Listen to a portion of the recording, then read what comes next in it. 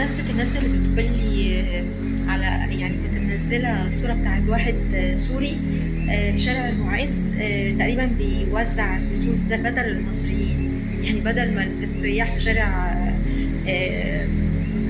المعز بالله بدل ما يعرفوا التراث المصري، لا بقى التراث المصري فجأة بقى سوريين. انا مش عارفة هي دولة فين، يعني ما اعرفش. ففي صديقة على الشانل بتاعتي بتعلق فبتقول فين، طب بلاش الدولة، يعني فين المصريين؟ حضرتك انا عايزة اقول لك واقول لكم كلكم، امبارح انا كنت بدور على حاجة معينة عند عطار، فالعطار الاولاني كان مش موجود، العطار الاولاني عارفاه مش موجود، ما كانش موجود. فانا عارفه في شارع جانبي كده ان في عطار تاني، يعني قلت ايه، بس الله اعلم، انا عمري ما رحت له. دايما اشوف اليافطه بس عمري ما رحت له ولا اعرف هو مين. فقلت انا هجرب، لو لقيته لاجئ انا مش هشتري، لو لقيته مصري انا هشتري. فدخلت لقيته ايه، لونه فاتح زينا يعني، فبقول له يعني عشان بس قلبي يطمن، قلت له مصري؟ قال لي اه. قلت له خلاص مصري يبقى امان. لو انت لاجئ سوداني يبقى مش هشتري منك. فقال لي لا عادي، ليه كده، ده عادي. فادي المصريين يا جماعه، الاعلام شغال على ودانهم من ايام عبد الناصر. الاعلام والتعليم شغال على عقلنا ان احنا عرب، وشغال علينا ان احنا الشقيقة الكبرى، وشغال علينا ان احنا غصب عننا ولازم ان احنا نحمي العرب، وان نحارب اليهود باخر جندي مصري، وانه احنا اشقاء علشان احنا امة، احنا متوحدين على خلفيه لغويه اللي هي اصلا مش بتاعتنا، وعلى خلفيه دينيه اللي هو مش كل المصريين مسلمين ولا كل المصريين مسيحيين. في مصريين اليهود اللي خلاص عبد الناصر طردهم، في ملحدين، في لا دينيين، طبعا دول الناس الكيوت الحلوين اللي ما بيعترفوش بيهم ولا الدوله بتعترف بيهم.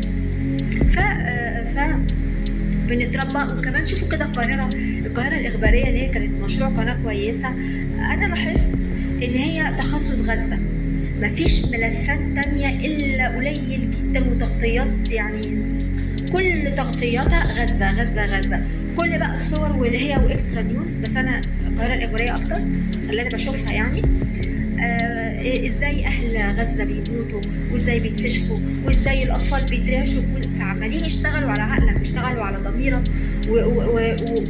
ويخلوك تحس ان انت مقصر، وهما بقى يدوك على دماغك ده مش مشكله، اصل احنا المصريين، احنا الكبار، احنا زي سيسي كده الرئيس بتاعنا ما بيقول لنا ما نردش ومش عارفه ايه، يعني احنا ما. يا جماعه في فيديو شفت او صوره على تيك توك، الحدود بتاعتنا بيقولوا في خبر، يعني بيقول ان في هاربين من بلدهم من السودان داخلين على مصر، فمن الحر ماتوا. انا عن نفسي انتوا عارفين موقفي، فانا كل بيترحم عليهم، انا طبعا ما اترحمتش. ففي ناس بيقولوا لي للدرجوتشي إيه، برضو لازم نطلب لهم الرحمه. وبعدين مين يطلب للمصريين الرحمه؟ مين يطلب لمصر الرحمه؟ مين قال ان دوله يدخل لها الاعداد الزياده عن اللزوم بالطريقه دي وتبقى حدودها سداح مداح كده؟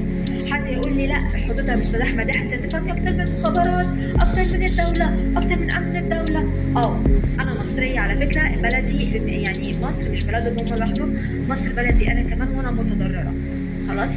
وشابوه جدا بصراحه لتركيا واللي عملته فيهم، شابوه للشعب اللبناني واللي عملوا فيهم، شابوه لاي شعب واي حكومه بتخاف على ارضها وعلى بلدها وعلى مصلحه بلدها بالدرجه الاولى، لان اللي مش بيخاف على مصلحه بلده بالدرجه الاولى ما يستاهلش يكون ابن البلد دي. واللي هيقول لي الرئيس بتاعنا انت بتزايدي عليه علشان انا بس بعترض، فانا كده بزايد على الرئيس اللي انا انتخبته اصلا، وبزايد على الدولة وبزايد على وطنيتهم، وهو حط ايده على كفه ولا كفه على ايده علشان خاطر نمشي الاخوان.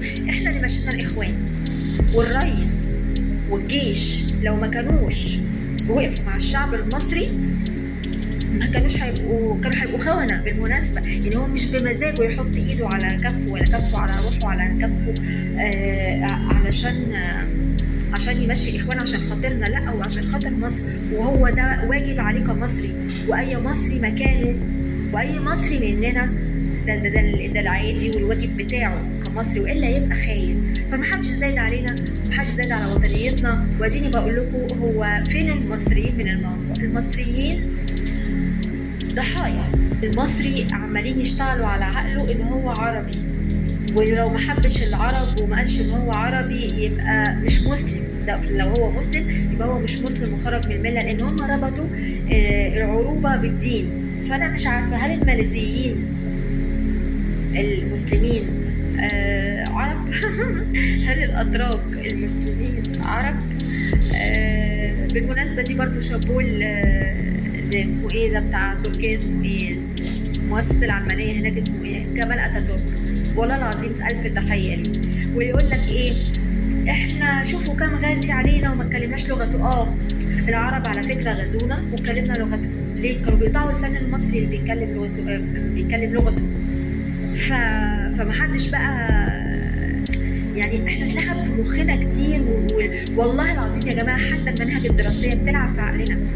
فعشان كده المصريين فيلم اللي بيحصل في شارع المعز لدين الله، البقاء لله في الصناعه، في الخشب. الناس اللي في دمياط بيقولوا لي في صناعه الملابس والاقطان، برضو الناس بيقولوا لي حكايه ميد ان سوريا على ارض مصريه، ميد ان زفت على ارض مصريه.